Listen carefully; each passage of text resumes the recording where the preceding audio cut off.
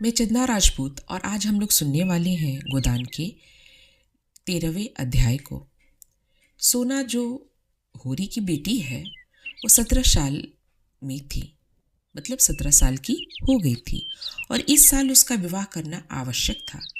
होरी 2 साल से इसी फिक्र में था, पर हाथ खाली होने से कोई काबू न चलता। मगर इस साल जैसे भी हो उसका विवाह कर देना ही चाहिए, चाहे कर्ज लेना पड़े, चाहे खेत गिरवी रखने पड़े। और अकेले होरी की बात चलती तो 2 साल पहले ही विवाह हो गया होता। वो किफ़ायत से काम करना चाहता था, पर धनिया कहती थी कितना भी हाथ बांध कर खर्च करो, 200-250 लग ही जाएंगे।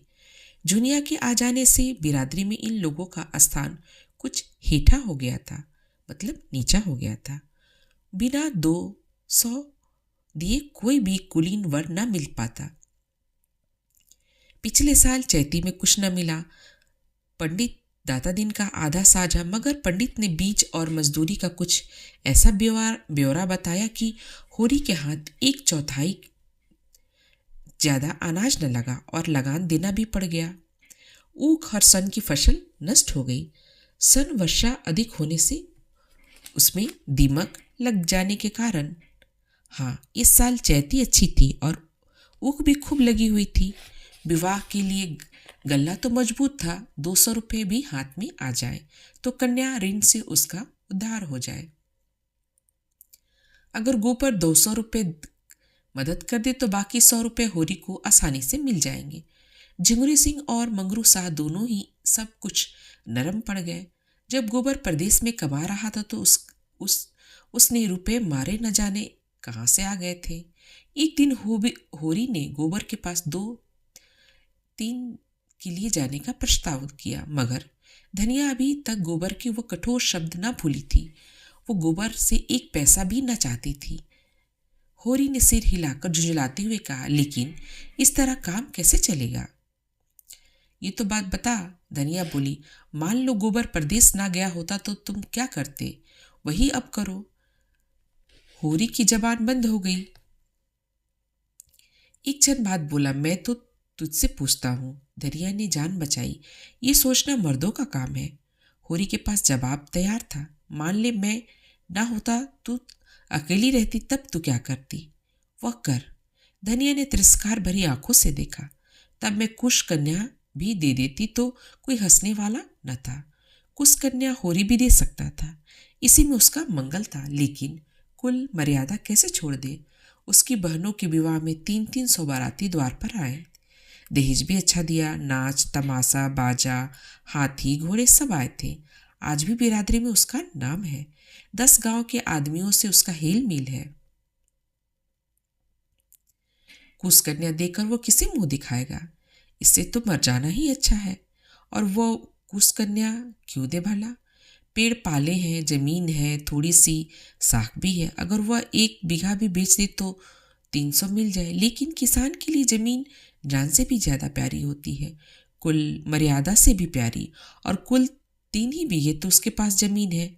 अगर 1 बीघा बेच दी तो फिर खेती कैसे करेगा? कई दिन इसी हैस बैस में गुजरे। होरी कुछ फैसला न कर सका। दशहरे की छुट्टियां के दिन थे। झिंगुरी सिंह, पटेश्वरी और नोखेराम तीनों ही सज्जनों के लड़के छुट्टियां में घर आए थे। तीनों अंग्रेजी पढ़ते थे और तीनों 20 साल के हो गए थे, पर अभी तक यूनिवर्सिटी में जाने का नाम न लेते। एक एक क्लास में 2-2, 3-3 साल पढ़े रहते। तीनों की शादियां हो चुकी थीं। पटेश्वरी के सपूत बिंदेश्वरी तो एक पुत्र के पिता भी हो चुके थे। तीनों दिन भर ताश खेलते, भंग पीते और छैला बने घूमते।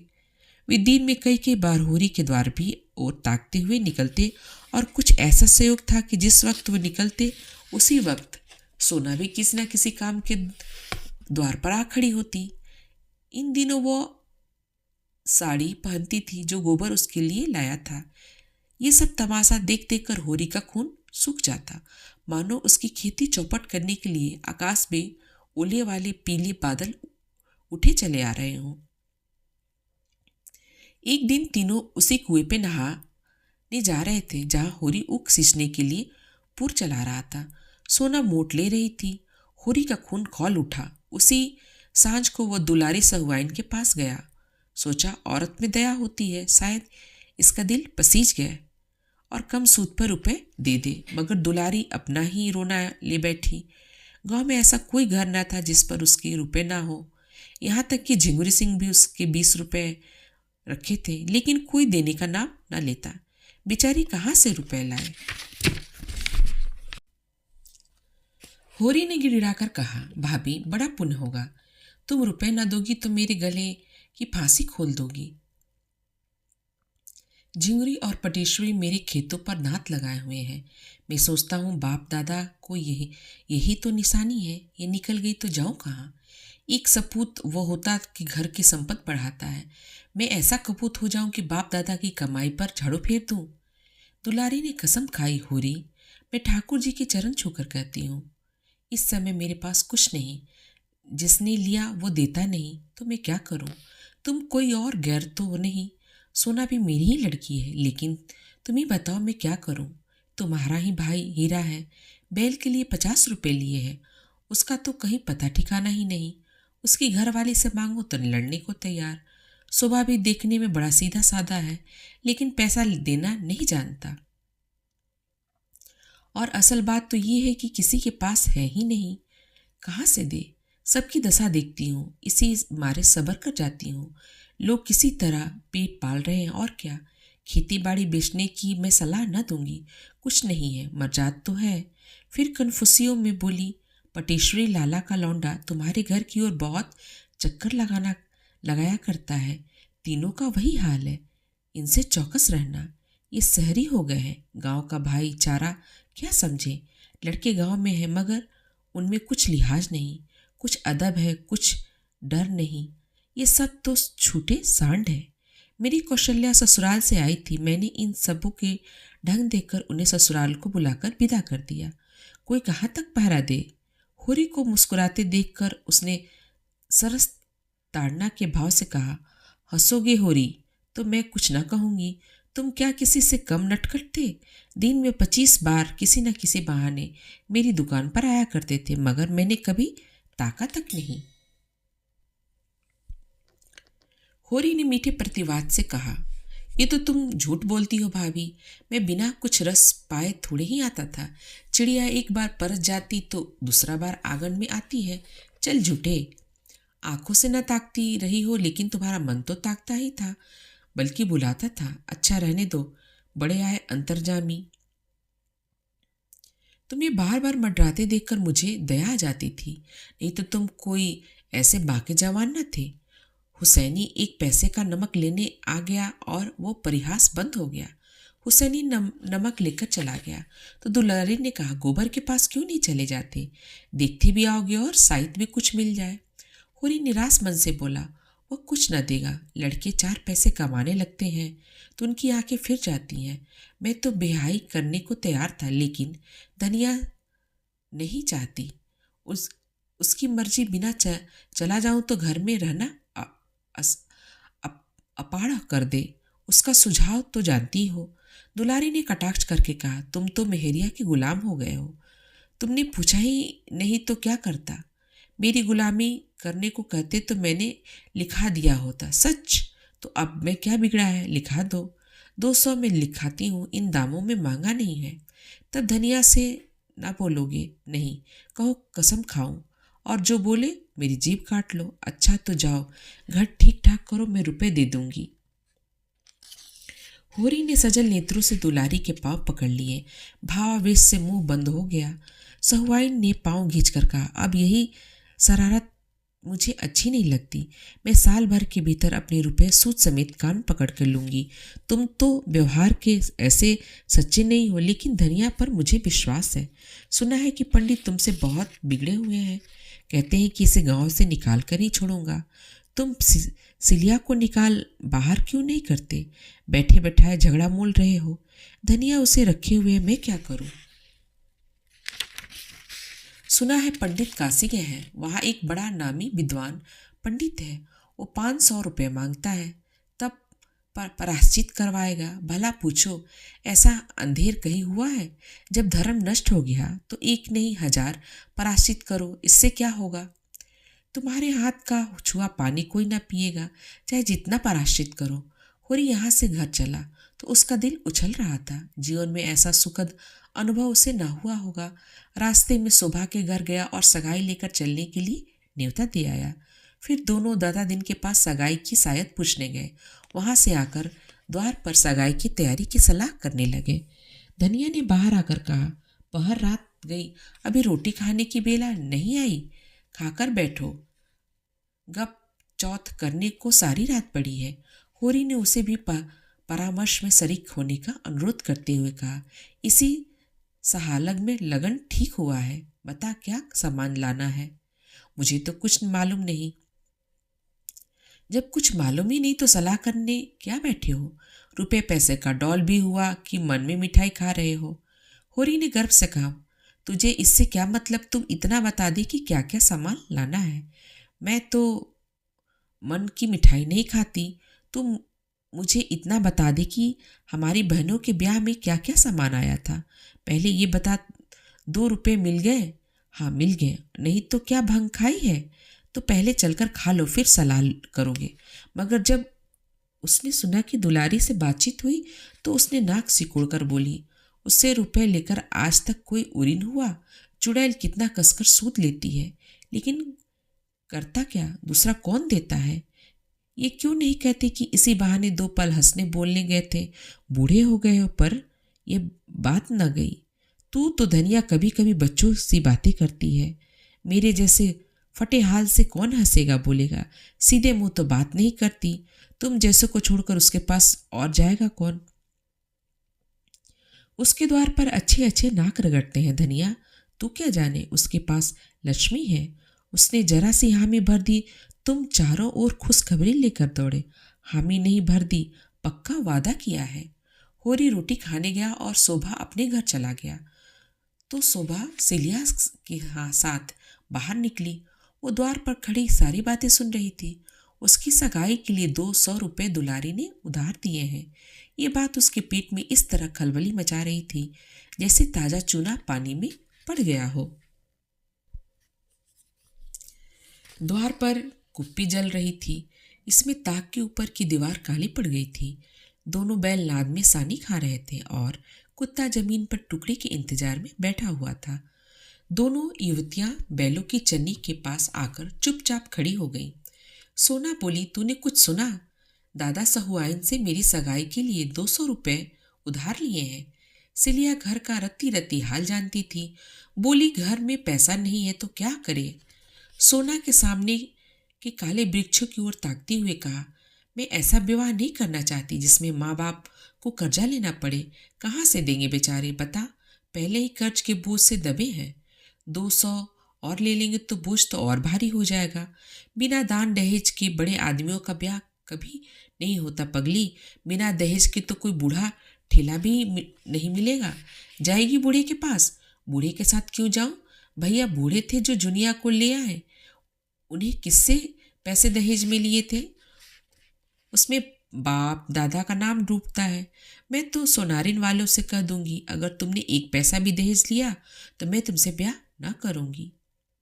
सोना का विवाह सोनारी की एक धनी किसान के लड़के से हुआ था और जो वह कह दे कि मैं क्या करूं, तुम्हारे बाप देते हैं तो मेरे बाप लेते हैं, इसमें मेरा क्या अख्तियार?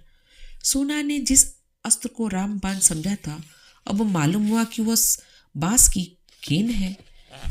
वो हताश होकर बोली, मैं एक बार उनसे कह के देखना चाहती हूँ। अगर उसने कह दिया मेरा कोई अख्तियार नहीं तो क्या गोमती यहाँ से बहुत दूर है? डूब मरूंगी। माँ बाप ने मर मर के पाला पोसा, उसका बदला यही है? उसके घर से जाने लगूं तो उन्हें कर्जे और लाती जाऊं। माँ बाप को भगवान ने दिया तो खुशी से जितना चाहे लड़की को दे। मैं मना नहीं करती, लेकिन जब वो पैसे पैसे को तंग हो रहे हैं और आज महाजन नालिश करके नीलाम करा ले तो कल मजूरी करने पड़ेगी, तो कन्या का धर्म यही है कि डूब मरे। घर की जमीन जायदाद तो बच जाएगी, रोटी का सहारा तो रह जाएगा। माँ बाप 4 दिन मेरे नाम को रोकर संतोष कर लेंगे। ये तो ना होगा कि मेरा विवाह करके उन्हें जन्म भर रोना पड़े। 3-4 साल में तो 2 के 2 गुने हो जाएंगे। दादा कहाँ से लाएंगे? सिलिया ने जान पड़ा जैसे उसकी आंखें से नई ज्योति आ गई। आवेश में सोना को छाती से लगाकर बोली, तूने इतनी अकल कहाँ से सीख ली? देखते मैं तो कुछ बड़ी भोली भाली हूँ, इसमें अकल की कौन सी बात है चुड़ैल? क्या मेरी आंखें नहीं? मैं पागल हूँ? 200 मेरे ब्याह में ले, 3-4 साल में वो 2 गुना हो जाएगा। तब रुपया के ब्याह में 200 और ले। जो कुछ खेती बाड़ी है वो नीलाम हो जाए, द्वारदार भीख मांगेंगे, यही ना? इससे तो कहीं अच्छा है कि मैं अपनी जान दे दूँ।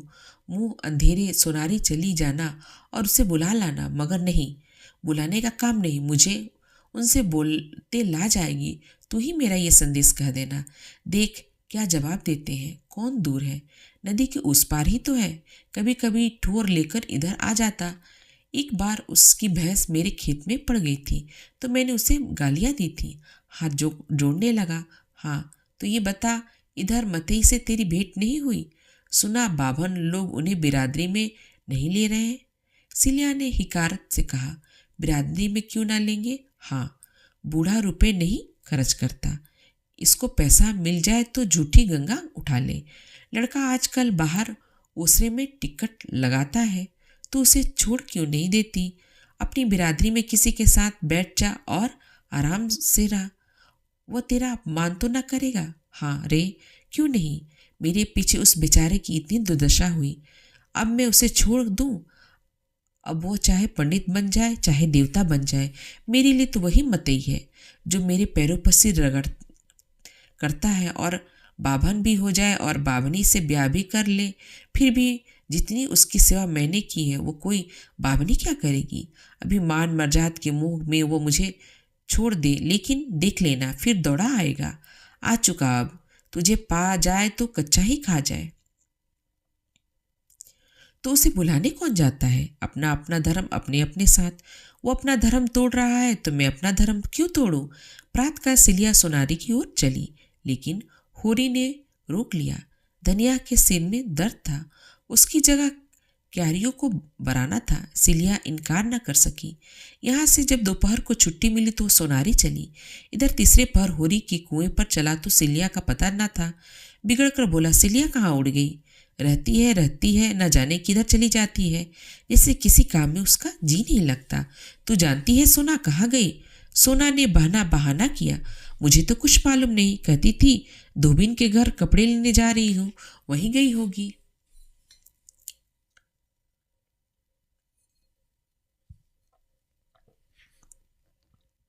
धनिया ने खाट उठाकर कहा, चलो मैं क्यारी बराए देती हूँ। कौन उसे मजूरी देते हो जो बिगड़ रहे हो? हमारे घर में रहती नहीं, उसके पीछे सारे गांव में बदनाम नहीं हो रहे हो? अच्छा रहने दो, एक कोने में पड़ी हुई है तो उससे किराया लोगे?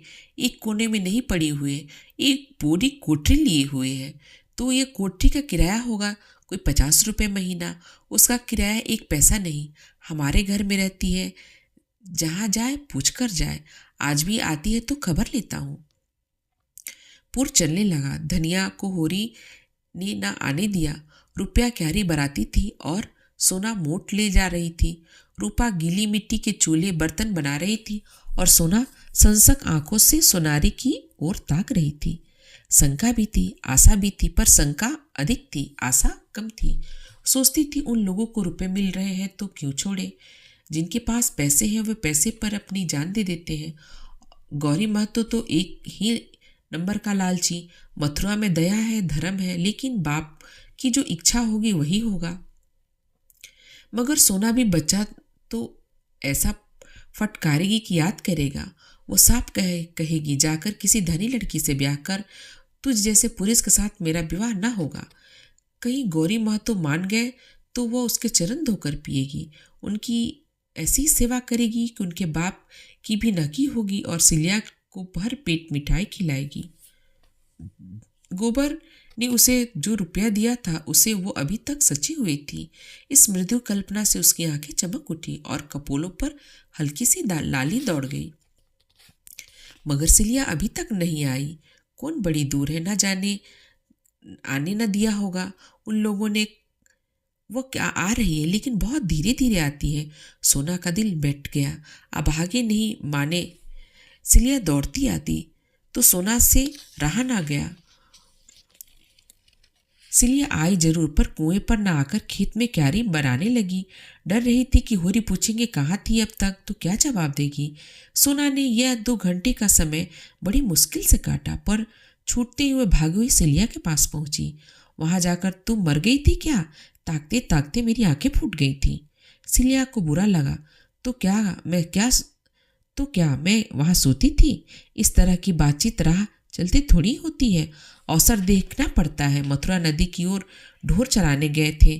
खोजती खोजती उनके पास गई और तेरा संदेशा ऐसा प्रसन्न किया कि तुझसे क्या कहूँ। मेरे पांव पर गिर पड़ा और बोला, सिल्लो, मैंने जब से सुना है कि सोना मेरे घर में आ रही है, तब से आंखों की नींद हर गई है। उसकी वो गालियां मुझे फल गई, लेकिन काका को क्या करूं, वो किसी को नहीं सुनते। सोना ने टोका तो ना सुने। सोना भी जिद्दी है, जो कहा वो करके रहेगी। फिर वो हाथ मलते रह जाएंगे। बस उसी क्षण ढेरों हो वही छोड़ मुझे लिए हुए गौरी महतो के पास गया। महतो के 4 पुर चलते थे, कुआं भी वही का था।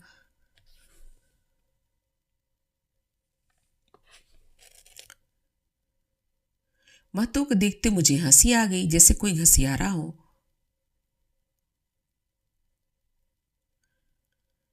मथुरा कहता था, तुमको लेना है तो लो, मेरा ब्याह मत करो, मैं अपना विवाह जैसे चाहूँ करूँ। बात बढ़ गई और गौरी महतो ने पनहिया उतारकर मथुरा को खूब पीटा। कोई दूसरा लड़का इतनी मार खा कर बिगड़ खड़ा होता, मथुरा एक घुसा भी जमा देता तो महतो फिर उठते नहीं, मगर बेचारा 50 जूते खाकर भी कुछ ना बोला। आंखों में आंसू भरे मेरी ओर गरीब की तरह ताकता हुआ चला गया। महतो 200-300 कोई भारी रकम नहीं। होरी महतो इतने बिक न जाएंगे कि न तो तुम धनवान हो जाओगे, ये सब नाच तमाशे में उड़ जाएंगे। हाँ, ऐसी बहू न पाओगे। सोना ने आंखों से नीत बहाते हुए पूछा, महतो इतनी सी बात पर उन्हें मारने लगे? सिलिया ने यह बात छिपी रखी। ऐसी अपमान की बात सोना के कानों में न डालना चाहती थी, पर यह प्रश्न सुनकर संयम न रख सकी। बोली, वही गोबर भैया वाली बात थी। महतो ने कहा, आदमी जूठा तभी खाता है जब मीठा हो, कलंक चांदी से ही धुलता है। इस पर मथुरा बोला, काका, कौन घर कलंक से बचा हुआ है? हाँ, किसी का खुल गया और किसी का छिपा हुआ है। गौरी महतो भी पहले एक चमारिन से फंसे थे, उससे 2 लड़के हैं। मथुरा के मुंह से इतना निकलना था कि डोकरे पर जैसे भूत सवार हो गया। जितना लालची उतना ही क्रोधी, बिना लिए ना मानेगा। दोनों घर चली। सोना सिर पर चरसा रस्सा जुए का भारी बोझ था, पर वह इस समय उसे फूल से भी हल्का लग रहा था। उसमें अंत स्थल जैसे आनंद और स्फूर्ति का सुख खुला हुआ था। मथुरा की वो वीर मूर्ति सामने खड़ी थी। वो जैसे अपने हृदय में बैठाकर उसके चरण आंसू से पखार रही थी, जैसे आकाश की देवियां उसे गोद में उठाए हुए हैं। आकाश में छाई लालिमा चली जा रही थी। उसे रात को सोना को बड़े जोर का ज्वर पड़ गया। तीसरे दिन गौरी महतो ने नाई के हाथ एक पत्र भेजा, स्वस्ति श्री सर्वजोग श्री होरी महतो, गौरी राम का राम राम। आगे जो हम लोगों में दहेज की बात हुई थी, उस पर हमें 7 मन से विचार किया। समझ में आया कि लेन देन से वर और कन्या दोनों ही घर वाले जेरबार होते हैं। जब हमारा तुम्हारा संबंध हो गया तो हम ऐसा व्यवहार करना चाहिए कि किसी को न अखड़े। तुम दान दहेज की कोई फिक्र मत करना। हम तुमको सौगंध देते हैं कि जो कुछ मोटा महीन जुरे बारातियों को खिला देना, हम वही न मांगेंगे। रसद का इंतजाम हमने कर लिया है। हाँ, तुम खुशी खुरमी से हमारी जो खातिर करोगे वो सिर झुकाकर स्वीकार करेंगे। होरी ने पत्र पढ़ा और दौड़ते हुए भीतर जाकर धनिया को सुनाया। वो हर्ष के मारे उछल पड़ा, मगर धनिया किसी विचार में डूबी बैठी रही। एक क्षण के बाद बोली, ये गौरी महतो को भलमनसी है, लेकिन हमें भी तो अपनी मर्जाद का निबाह करना होगा। संसार क्या कहेगा? रुपया हाथ का मैल है, उसके लिए कुल मर्जाद नहीं छोड़ती। जो कुछ हमसे हो सकेगा हम करेंगे।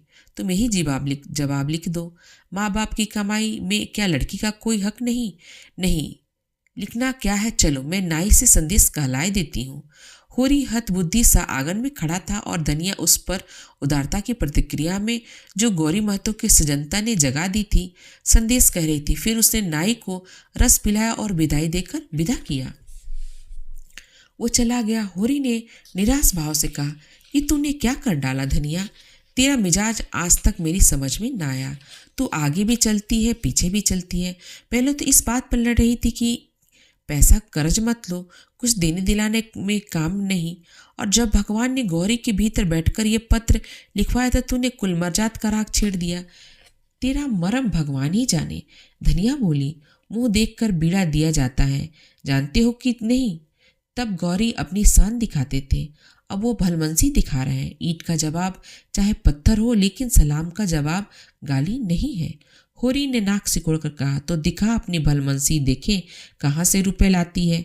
धनिया आंखें चमकाकर बोली, रुपए लाना मेरा काम नहीं, तुम्हारा काम है। मैं तो दुलारे से ही लूँगा। ले लो, उसी से सूद तो सभी लेंगे। जब डूबना ही है तो तालाब और गंगा क्या। होरी बाहर आकर चिलम पीने लगा। कितने मजे से गला छूटा था, लेकिन धनिया जब जान छोड़े तब तो ये जब देखो उल्टी ही चलती है। इसके सिर पर जैसे कोई भूत सवार हो। घर की दशा देखकर भी उसकी आंखें नहीं खुलती।